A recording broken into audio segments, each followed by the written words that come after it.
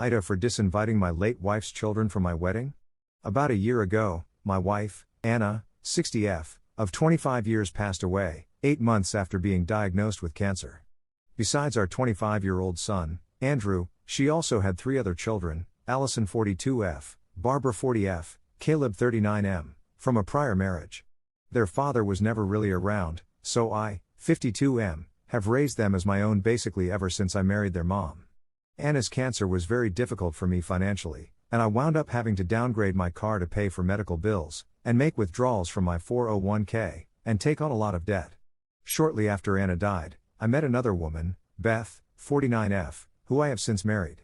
Given that we're living together in Beth's house, selling Anna's house made a lot of sense. When we were packing up the house, I asked Anna's kids if they wanted anything, and they said they didn't. I invested a large amount of money renovating the house and getting it ready to sell, and eventually found a house flipping company that would take it on. On the day of the closing, I was surprised to find out that Allison had sent an email to the lending company, telling them that she had been reading up on state law, and that since Anna's kids weren't mine, they were entitled to the portion she would have gotten from the sale. Turns out she was right.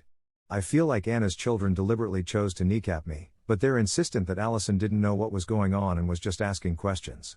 I should have been able to take the money Anna and I had saved up and start a new life, but now I'm probably going to have to sell the new motorcycle I just bought and have long wanted, and I'm not going to be able to get myself out of debt.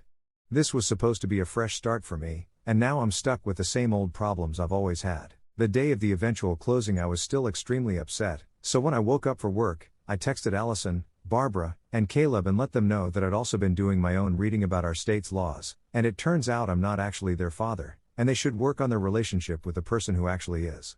I also told them they were no longer welcome at my wedding, which was the next weekend. Upon finding out I had said that, Andrew was extremely upset with me.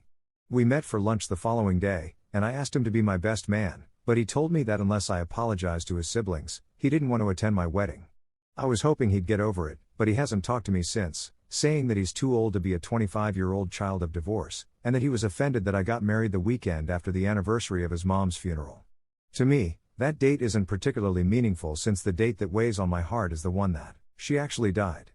Beth thinks I should just swallow my pride and apologize so that Andrew will talk to me again, but I can't help but feel hard done by here.